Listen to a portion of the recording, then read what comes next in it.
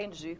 Mesmo que seja uma pessoa forte, mesmo que Independente. seja uma pessoa que faça atividade física. Se é um trabalhador braçal, ou se é uma dona de casa, ou se é um executivo sedentário. Então vamos explicar a coluna vertebral. O que é um disco, como é que ele se posiciona com as vértebras?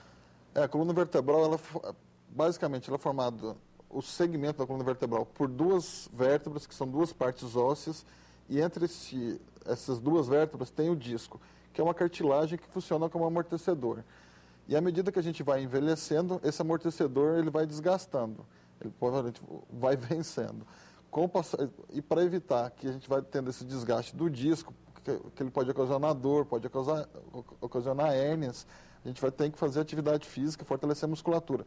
Se você tiver um músculo forte em volta da coluna, o peso do seu corpo não vai estar concentrado na coluna, vai estar distribuído. Vai estar mais distribuído. E com isso o disco se desgasta menos. Se desgasta menos. O disco é como se fosse um colchãozinho entre uma vértebra e outra. É como se fosse uma esponjinha. É um gelzinho ali, né? É um gelzinho. E a hérnia de disco é causada por quê? Por causa desse desgaste? A gente não sabe o que causa a hérnia de disco. Porque tem pacientes jovens que têm hérnia e tem pacientes idosos que têm hérnia. Mas é um desgaste do disco que esse gelzinho que fica, esse amortecedorzinho, ele sai fora do lugar e aperta as raízes nervosas, que aí vão dar dor, ou dar dor pro ciático, ou dar dor no pescoço, pro braço. Entendi. Quando se faz, hoje em dia se usa ainda operar hérnia de disco, doutor? A gente ainda opera a hérnia de disco.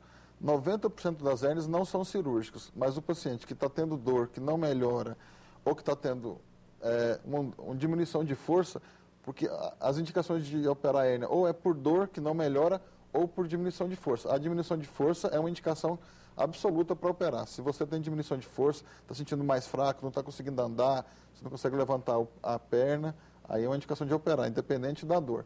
Agora, pela dor, muitos pacientes vão melhorar com tratamento, com remédio, com a fisioterapia, com a reabilitação. Mas ainda se opera muita hérnia de disco. Tá. Agora eu vou só mudar de assunto um pouquinho, porque eu quero voltar em hérnia de disco, para hérnia de disco depois. Eu tenho a mania, meu filho também, o Alexandre, de estalar o pescoço. Quando acorda, a gente sai estalando. Você acha que isso é bom ou é ruim? Assim, não influencia, porque esse estalo é porque na coluna a gente tem algumas articulações, e quando você estrala, como se voltasse para o lugar mesmo. Você distende uma cápsula e ela volta. É como se a gente voltasse, mas isso não dá nenhuma degeneração, nenhum desgaste, nada? Não tem nenhuma evidência que isso prejudica, não. Artrite reumatoide pode atingir a coluna cervical? Sim, todo paciente que tem artrite reumatoide tem que ser investigado na coluna, principalmente na coluna cervical, porque tem alguns casos de instabilidades, alterações na coluna, na artrite reumatoide, que pode levar até o paciente a ficar paraplégico ou tetraplégico. É mesmo? Então, uma pessoa com artrite reumatoide, ela já deve começar a ter cuidado com a coluna vertebral? Sim, e sempre, pelo menos uma vez, nas fases iniciais, a cada 5 anos, fazer um raio-x, independente se tem sintoma ou não. Para poder fazer um acompanhamento ali da coluna vertebral. Entendi. E rigidez no pescoço. Quantas e quantas pessoas...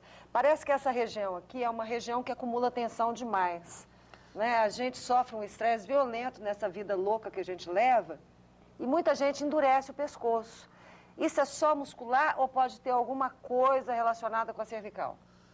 A grande maioria dos casos é só muscular, que a gente fala o torcicolo tensional. Por exemplo, você vê aquele paciente que chega, doutor, eu dirigi à noite com chuva, cheguei em casa com a dor no pescoço, porque aquela tensão, essa musculatura do pescoço capta muito os hormônios de estresse. Aí eles ficam contraturados.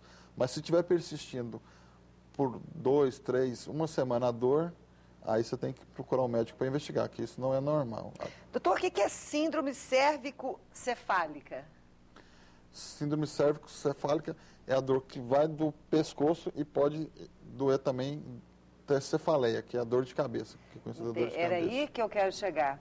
Porque muita gente tem essa dor no pescoço, acompanhada com dor, acompanhada por dor de cabeça, mas não imagina que seja algum problema na cervical. Sim, pode ocasionar. Alguns casos de hérnias de discos cervicais podem dar dor de cabeça, pode dar zumbido.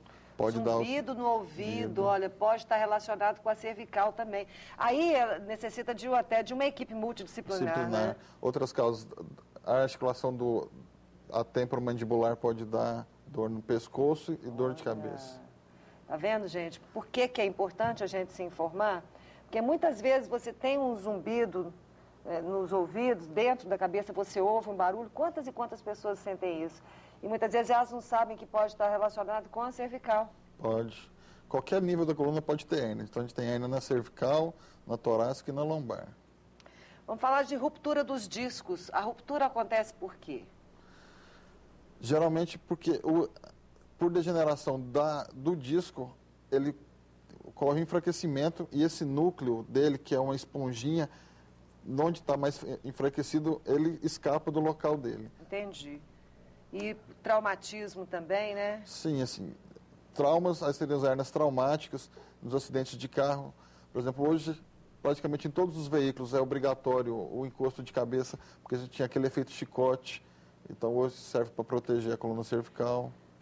Foi bom você falar no efeito chicote. Presta atenção, gente. Vocês viram que agora não pode nem dar palmadinha no neném, na criança. Está proibido isso.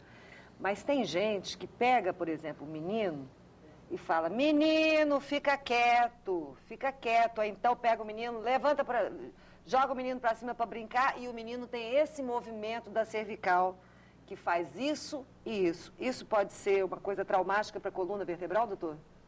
Para a criança é difícil, porque ela tem muita flexibilidade. Mas em crianças mais velhas, acima de 10 anos, pode gerar alguma preocupação, que ela deve evitar qualquer trauma na criança. Tá certo. A gente vai para um pequeno intervalo.